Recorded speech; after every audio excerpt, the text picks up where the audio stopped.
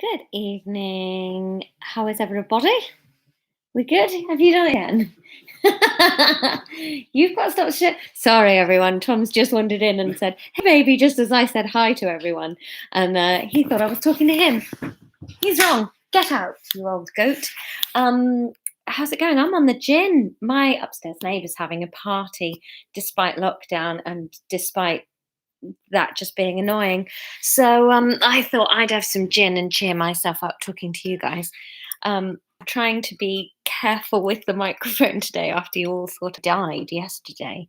I've got it resting on a book today because I'm aware that when I have it on my lap, I think I'd mute the microphone a little bit. A G&T too, Sarah. Well, cheers, babe. I've put elderflower in mine. Just gives it that little sweet tang, doesn't it? Very nice. Catherine's under a cat. Fair dues, mate. I'm so excited. We sent the forms off today for buying our house. Looks like we're going ahead with the purchase, which is very exciting and means we will no longer live in this building of noise and cigarette smoke constantly. And I'm very, very excited. But once we move, fingers crossed, there will be a dog on the horizon. That would be very nice. It's not loads of grin. Oh God, that doesn't bode well. It's not loads of gin, Chris. But I knew that the chapter doesn't have anything said by Anya in it, so I felt like it was all right to take a risk and have a G&T. Oh, I could call the dog Elliot, although Tom thinks Elliot's a weird name for a dog. I think it's cute, especially a collie dog that's clever. Tom thinks it's weird. Thanks, Catherine. I'm really excited. I posted the forms through today. So, yeah, I'm hoping by the end of the month we should be in. We agreed the sale back in January or February, I think. So, fingers crossed. That's all we can do is hope, isn't it? And I have discovered that that's not the big news, Neil. The big news, I'm allowed, well, the press release goes out Monday. So the big news will be Monday. I will be able to tell you Monday. I imagine it will be on Twitter afterwards. But for the purposes of Monday's read along, if you can get your hands on something to celebrate, we'll do that Monday because the news will be done by Monday. Yes, still in Brighton Art World. Further out of Brighton than we currently live because there's no way we could afford to buy around here. But hi, Georgina. Yes, the gossip is, well, I've been buying a house for a while. It was very touch and go as to whether we were going to be able to proceed with it, what with chaos. But with the big news that I'm allowed to say on Monday, we think we're going to be okay. And whilst right now might not be the cleverest time to buy a house, it won't be suicidal. And we're kind of those people that are like, sure, there's probably financially cleverer times to do stuff, but we're in it for the home and it's the perfect home for us rather than the investment. So I don't know, maybe it's the dumbest thing we've ever done, but it feels like time to move on. Oh, Patcham. If only I could afford Patcham, that would be much nicer. Moulscombe, that's where we're going. Anyway, I'll have you all around for a barbecue as soon as the world reopens.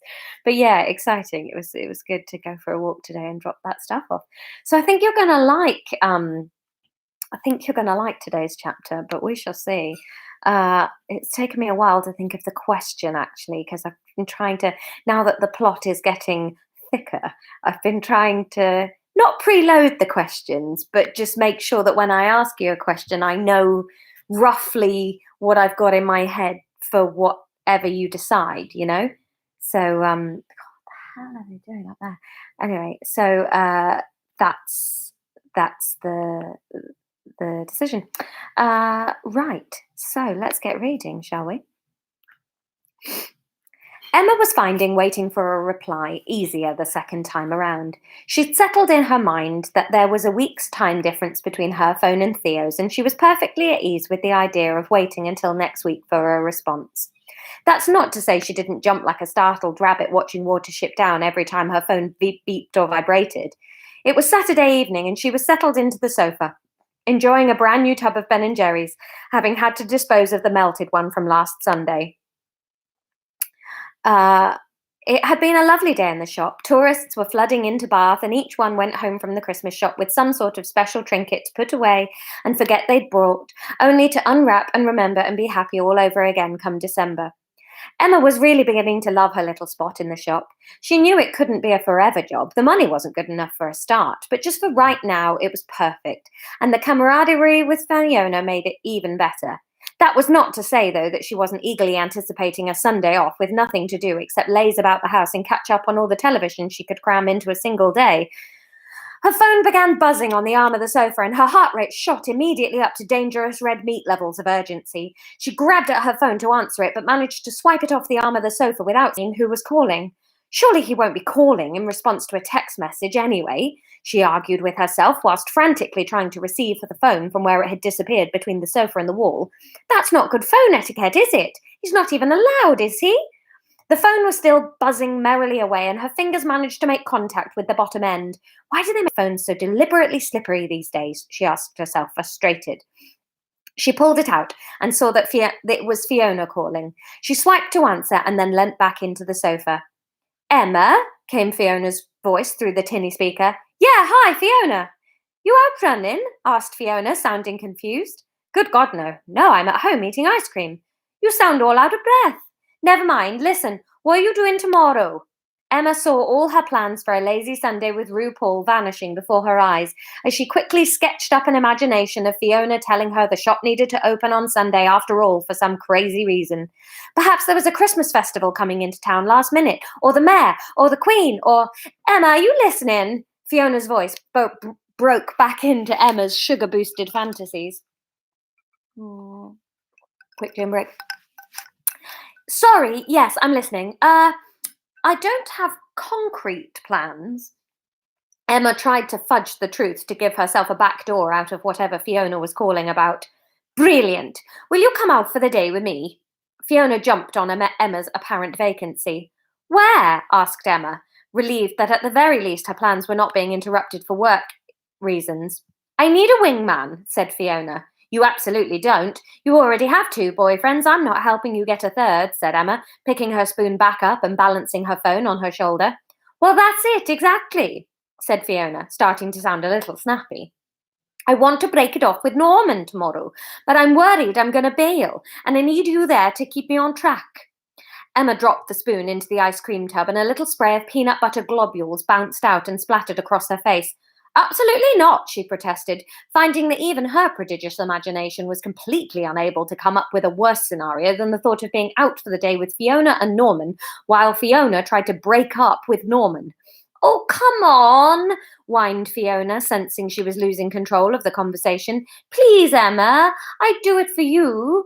And I wouldn't ask, but I think he knows something's up. I told him I wanted to see him tomorrow, and he immediately started being super nice to me. Fiona, that should make it even easier to break up with him. The fact that he starts being nice to you only when he thinks you might be leaving is not a good sign for a boyfriend. Emma rammed a mouthful of ice cream into her mouth, determined not to give in. I know. That's why I want to break up with him so much, said Fiona earnestly. He's going in the bin tomorrow, but I need you there to make sure I have a backbone. He's just called me, see, to say he's going to take me out on the boat tomorrow. I've never been on the boat. He's always had excuses about it, but now he's trying to smooth me over. He's taking me out for the day. Oh, gin. Emma dropped the spoon again, but this time it caught the edge of the tub and flew off into the curtain, causing a sticky spray and a cartwheel all across her lap and into the carpet. She mentally kissed goodbye to her rental deposit. Between the dog turd in the floorboards and the ice cream in the living room and the ants that she knew from experience would follow the ice cream into the flat, this was not money she was going to see again. Fiona, I absolutely refuse point blank to be stuck on a boat with you and Norman while you dump him. That is not a day off. That is community service. That is not happening. Oh, come on! You're supposed to be my friend, Fiona begged. Emma half opened her mouth to retaliate that she hadn't been Fiona's friend for that long, and surely there were other people who owed Fiona a favour more than she did. But she closed her mouth without saying it. There was a melancholy streak to that thought that she didn't want to dwell in. How had 2 grown women come to forge such a tight bond so quickly without any other friendships there to get in the way? She pushed the idea out of her mind. No, You are not going on the world's worst boat trip just because neither you nor Fiona have the capacity to make a lot of friends, she told herself in her most severe thought tone. Is that tea for me? Oh, babe, I've got gin. Oh, he's furious. But thank you for the tea. Tell you a story. Just gone, tell your story, and walked out. Ooh, sassy. Gin and tea. I know, I've replaced. I mean, what a lucky girl I am. Honestly, that poor man. He is. I'm very spoiled. What a spoiled little bint I am. Gosh, I need a haircut, guys. Ugh, look at this. It's meant to be a bob. It's awful. Anyway, it doesn't matter. Claire will have the tea. Fair enough, Claire. That's milk, no sugar. Is that all right? Where were we up to? This gin's gone right to my head today. Fiona, she said out loud. I am your friend and I intend to remain your friend. I have big plans to become your best friend, but this is beyond my pay grade. This sounds like a truly dreadful way to spend a day. Why don't you ask Anya? She's busy, said Fiona, and the narrator doesn't like doing her accent, so she's not going to be in many chapters from now on. Oh, come on, Emma. What do I have to do? I'll do anything. And really, you wouldn't even be doing it for me. Emma was baffled. She paused on her route to the kitchen to grab a cloth. Who would I be doing it for then? Well, Simon, obviously, pronounced Fiona, sounding elated with herself. The quicker I break up with Norman, the quicker everything's perfect for Simon. Emma was being played and she knew it, but she had a horrible feeling it was starting to work. You're manipulative, Fiona, she said, down on her knees, wiping Reese's chunks off the skirting board. Had there even been this much ice cream on the spoon? Does that mean you're coming? Fiona was like a dog with a bone. Emma groaned inwardly, sure she had lost and already dreading the day ahead of her the next day. I might, said Emma, but you will owe me big time. I'll give you my firstborn, said Fiona quickly. How are you going to get this past Norman? Emma asked, rocking back onto her heels as the question occurred to her. Won't he be mightily curious as to why you've invited a friend onto your date? Ah. Fiona hesitated, and Emma felt her stomach curling up at the edges as she tensed for whatever fresh wave of hell Fiona was about to unleash on her. What? She said through gritted teeth. Well, I sort of told him Jack was coming too, Fiona blurted. What? Shouted Emma. Why? I panicked, Fiona scrambled. I knew I was going to need someone else to be there, and so I made up this story about you and Jack being so desperate to see him again after all the fun we had at the zoo. And he believed you? Emma asked, barely even trying to conceal the lack of respect she had for Norman anymore. He was suspicious, Fiona said sniffily, but then he said how much he'd liked Jack as well, so he begrudgingly said we'd all go out together. At least it threw him off the scent of me breaking up with him. Well, yeah, what kind of maniac dumps someone out at sea with two friends along for the ride? Emma seriously couldn't believe that this was her life. At least there'll be witnesses if he's so upset he tries to kill me, said Fiona cheerily. Emma sighed. She had fully lost this game. So what am I supposed to do now? She said to Fiona. We'll pop upstairs and see if Jack wants to come for a sail, said Fiona, completely at ease with the world now she'd got what she wanted. It's 9:30, Emma exclaimed. He'll think I've lost my mind. I can't just jog upstairs and say, oh, hi, remember me, your neighbour downstairs? Yeah, remember that guy who wouldn't buy you an ice cream? I'm going to watch him get dumped tomorrow. Would you like to come? It's going to be on a boat. There was a silence from Fiona. Well, you don't have to phrase it like that exactly, she finally sulked. How would you phrase it? Emma demanded. But Fiona didn't have any better ideas, and they wrapped up the call with Emma frostily agreeing that she would go upstairs and invite Jack and be ready for collection in the morning to go out on Norman's boat. She was furious and oddly glad to have surprise plans. In the whole of her tenure as London Emma, she couldn't recall a single time a phone call on a Saturday night had randomly changed her plans for any day, let alone the next day. She dragged her heels up the stairs, wondering with each step what she was going to say. Plan it now, she whispered to herself urgently in her head. You'll be terrible if you try to wing it when he opens the door. I'm trying to plan it now, but you're interrupting me by scaring me about how badly it's going to go, she snapped back. And before she knew it, she was outside Jack's front door with only bickering between her ears. She could hear Elliot scuffling on the other side, and she drew in a breath before knocking. Ben says he would love to watch Norman get dumped. Well, this is when I read this chapter to Tom, he said that I needed to edit it because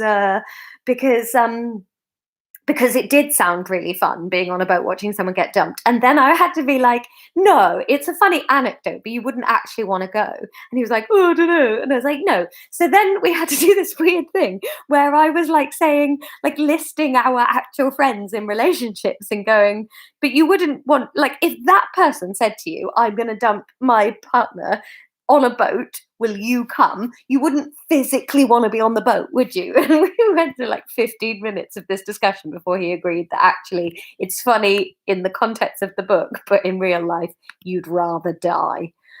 Ugh. Jack opened the door and looked startled, worried and pleased. Oh, now hang on a minute, I haven't read that very well. Start again. Rewind. Ooh. Jack opened the door and looked startled, worried, and pleased in that order. Emma, he said.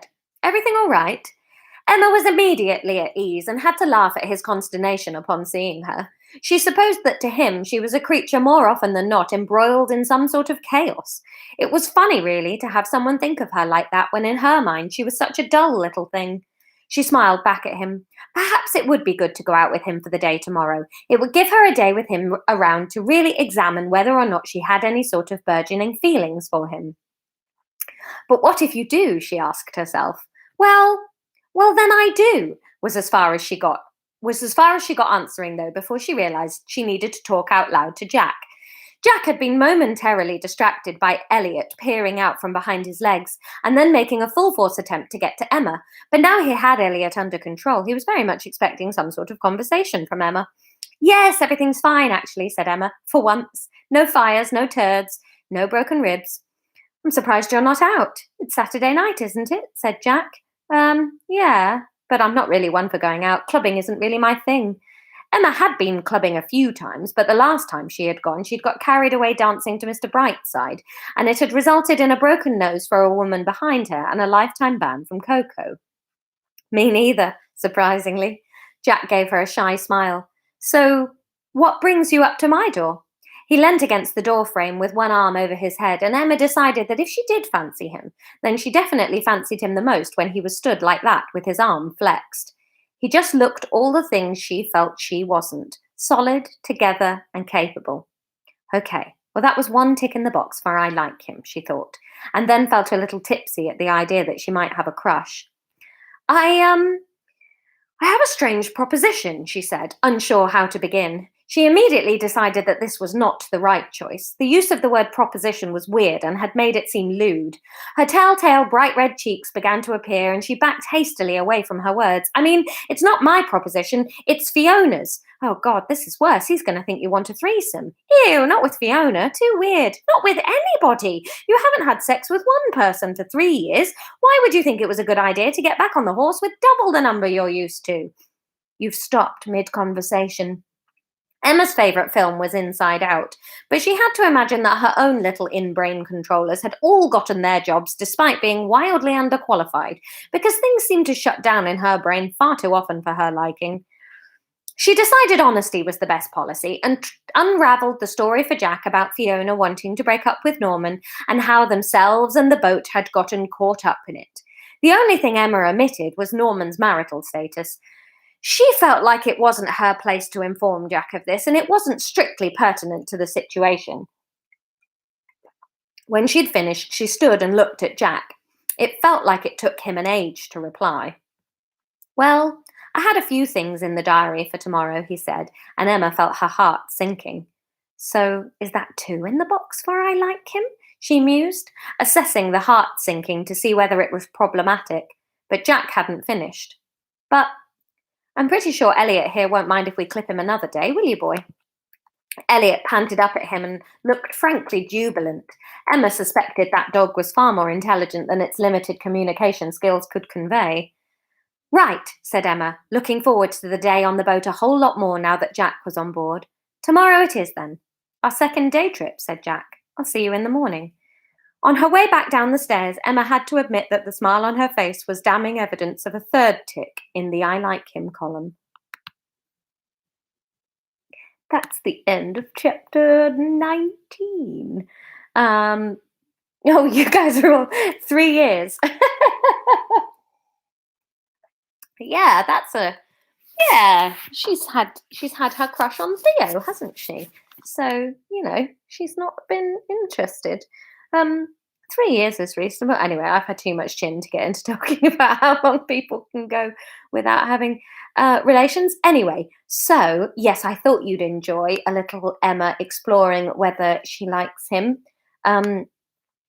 thing. So your question for the Big Friday episode is, and I feel like you're going to enjoy this question, what goes in the sea? So your question, what goes in the sea? Is it 1, a phone, 2, a ring, 3, Emma, or 4, a sandwich? What goes in the sea? 1, a phone, 2, a ring, 3, Emma, or 4, a sandwich. So no, Neil and Ben, you can't have Norman. Claire, no, Bath isn't on the coast. Bath is quite inland, but I'd say it's maybe a couple of hours drive from Watchet, which has a good marina, or it's actually only probably 2 hours from Cardiff that has a marina. And I know both of these because that's where my daddy's boat is, because I'm not a little rich girl, but my dad sold up and bought a yacht for his retirement, and that's where his yacht is. So there you go. What happens if you all just vote for Norman anyway? Well, the book will be over. So no, it won't. I've got nothing else to do. You can't vote for Norman. Norman might go in the sea as well, but you can't vote for him. So those are your options. I will post this right now into the comments under the video. Get voting. I'll be writing in the morning. I'll probably write as soon as I get up tomorrow morning. So if you can vote as quickly as possible. Obviously, if you're watching it on catch up, you're always welcome to join in the comments underneath if that's something you'd like to do. Yeah, Kim says, isn't everywhere in the UK a couple of hours from the sea? Yeah, pretty much. I think Birmingham is the centre, like the West Midlands, isn't it? And even there, you could be at the sea in 3 or 4 hours. It's not a big country. Right, that's it. That's the end of Thursday. This was the last thing on my to-do list today. So there you go. Enjoy your voting, and I'll see you tomorrow for Friday, 10 o'clock. Goodbye.